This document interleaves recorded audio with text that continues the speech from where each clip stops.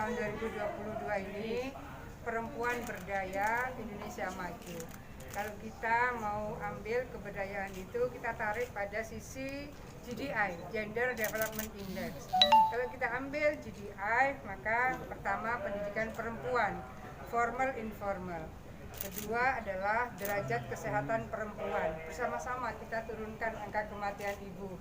Bersama-sama kita hindarkan kemungkinan ibu hamil dalam keadaan kurang gizi misalnya.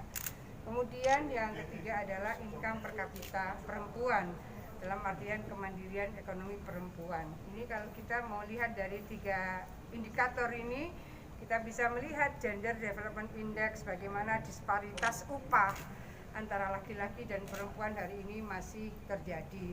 Bagaimana resiko derajat kesehatan perempuan karena setiap ada proses persalinan, maka sebetulnya ada pertaruhan hidup dan mati seorang perempuan. Maka memberikan kualitas kesehatan pada saat kehamilan itu menjadi bagian yang sangat penting.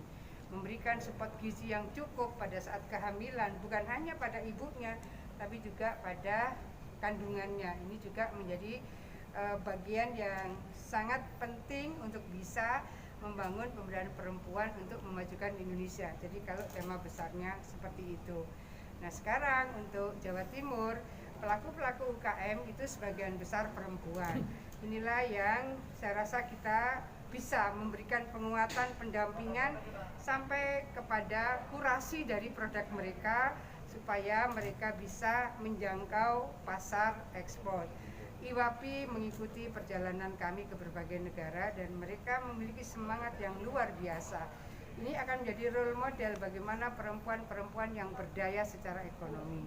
Jadi kalau UMKM di Jawa Timur kan kontribusi ke PDRB 57,81%. Tapi update dari Pak Budi Hanoto, Kepala BI, Outlook 2023 itu perkiraan sekarang sudah 60%. Nah, makin tinggi kontribusi UMKM, sebetulnya peran perempuan di dalamnya juga makin tinggi. Saya rasa kita semua punya tugas untuk bisa sama-sama mendorong, sama-sama melakukan pendampingan, sama-sama membangunkan akses. Termasuk di dalamnya adalah pendidikan perempuan.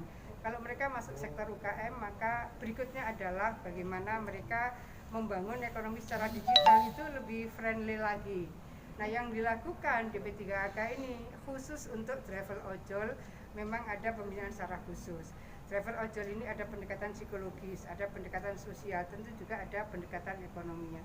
Saya rasa itu sih kawan-kawan sekalian. Bu, mungkin ada hadiah fisik dari anak-anak dari kelompok ini?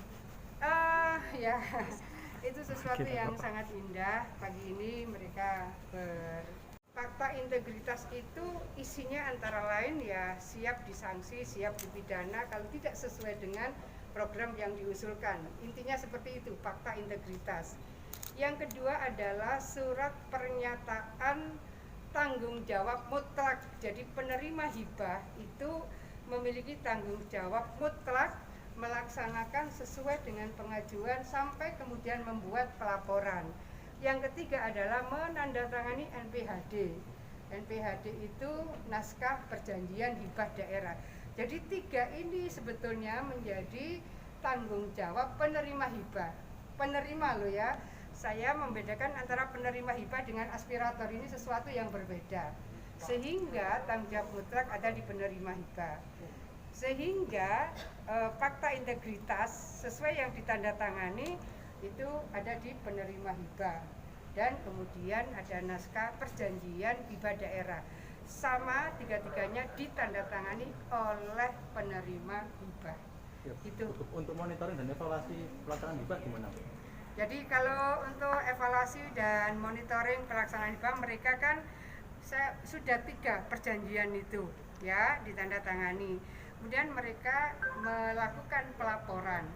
Jadi pada posisi seperti ini menjadi sangat tergantung kepada si penerima hibah. Aspirator menjadi penting karena ini kan ada jembatannya sampai kepada keputusan ini masuk di dalam perencanaan penganggaran hibah tahun berapa itu menjadi koneksitasnya, simpul-simpulnya itu menjadi penting untuk bisa melihat aspiratornya. Aspirator mengusulkan ABCDE. Nah, ABCDE ini kemudian penerima hibah. Dia menandatangani 3 hal, fakta integritas, kemudian surat pernyataan tanggung jawab mutlak, dan naskah perjanjian hibah daerah. Itu ya.